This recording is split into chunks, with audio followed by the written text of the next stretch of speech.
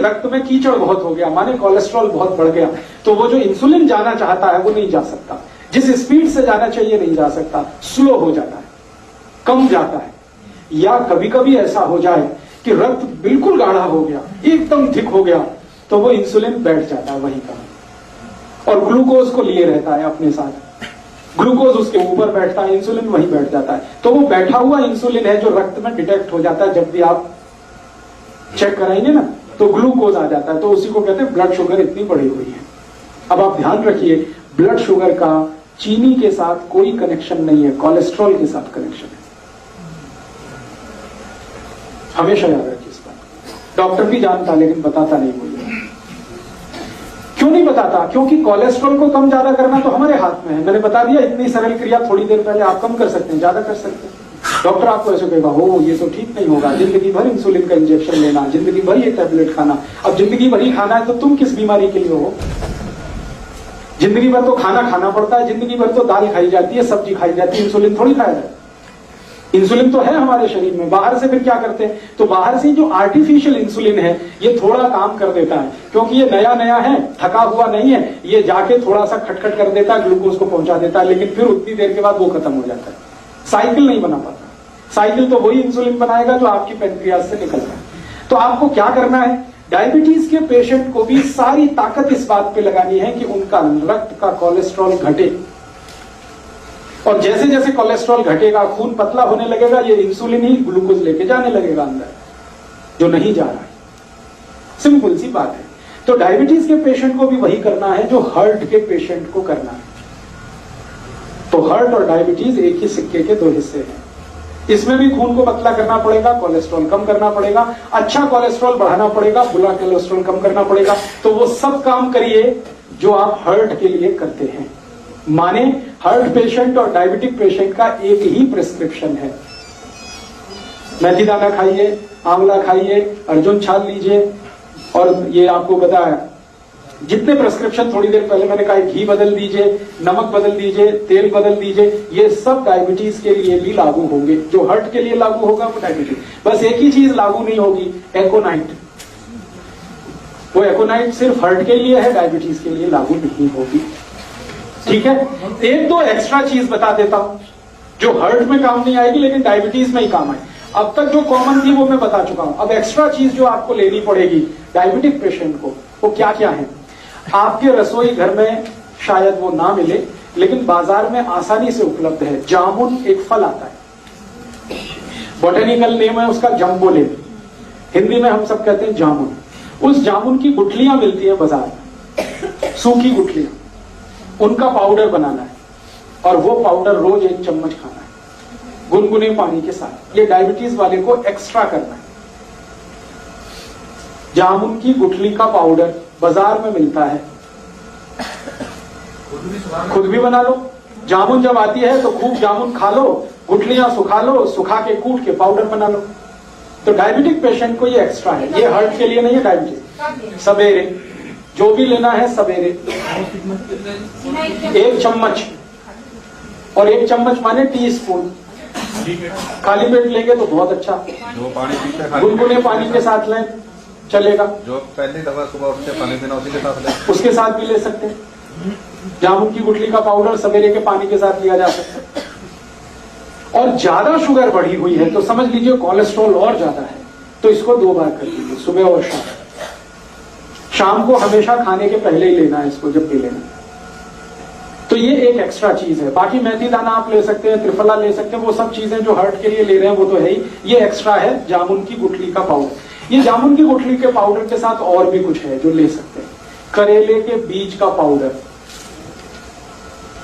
करेला है उसके बीज निकाल के सुखा लीजिए, और या तो करेला ही छोटा छोटा पीस करके सुखा लीजिए, साल भर वो चलता है। उसका पाउडर बना के, तो जामुन की गुठली का पाउडर आधा चम्मच कर दीजिए, करेले का पाउडर आधा चम्मच कर दीजिए, ये मिक्स करके ले लीजिए। एक करेले के बीज जेडे खाने नाल पीस के कहते निगाह भी घटती है, क्या होता है? निगाह कम होती है? नहीं, करेले के बीज से तो देसी दवाइयों वाले होते हैं। नहीं, बिल्कुल नहीं होती। बता रहा हूं अभी।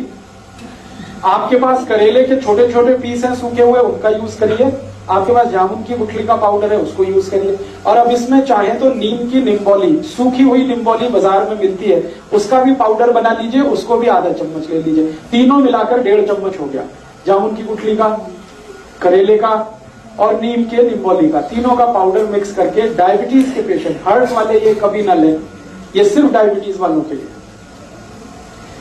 और तीनों मिक्स करके लेंगे तो रिजल्ट बहुत अच्छे हैं। अकेला भी लेंगे तो रिजल्ट है, ऐसा नहीं है कि जामुन की गुठली का रिजल्ट नहीं है, लेकिन जामुन की गुठली के साथ करेला भी हो और उसके साथ नीम का, निम्बोली का भी पाउडर है, तब तो बहुत अच्छे रिजल्ट। कितना टाइम खाने में? 3 महीने लगातार, फिर 15-20 दिन ब्रेक, फिर 3 महीने लगातार, फिर 15-20 दिन ब्रेक। जब आपको लगे कि आप सब कुछ नॉर्मल हो गया है तो धीरे धीरे बंद करेंगे। ये जब खाना हो तब गुठली निकाल लें तो ठीक है, नहीं तो बिना निकाले ही पीसें उसको, कोई दिक्कत नहीं। ये समझ लें मिठा खाता था सब बंदा। हाँ, अब ये सब लेने के बाद कोई डायबिटिक पेशेंट है, मैंने आपसे बोल दिया है कि भगवान का बनाया हुआ कुछ भी मीठा खाइए, आदमी का बनाया हुआ मत खाइए। चीनी नहीं खानी, आदमी की बनाई हुई है। गुड़ भगवान का बनाया हुआ है। गुड़ क्या है ना, गन्ने के रस का है, गर्म करके ही तो आ जाता है, तो उसमें कुछ ज्यादा कुछ मिलावट नहीं है और कुछ आदमी का दिमाग भी ज्यादा नहीं लगता। ये आदमी खतरनाक है सारी दुनिया में, ये अपना दिमाग जहां लगाता है वही सारी गड़बड़ कर देता है। हाँ, खा लीजिए, देशी खांड खा लीजिए, मिश्री खा लीजिए। आप जो है मिश्री खा सकते हैं, मिश्री भी पत्थर से ही आती है। मिश्री खा सकते हैं, देशी खांड खा सकते हैं, गुड़ खा सकते हैं, शहद भी ले सकते हैं, लेकिन चीनी नहीं, शुगर में।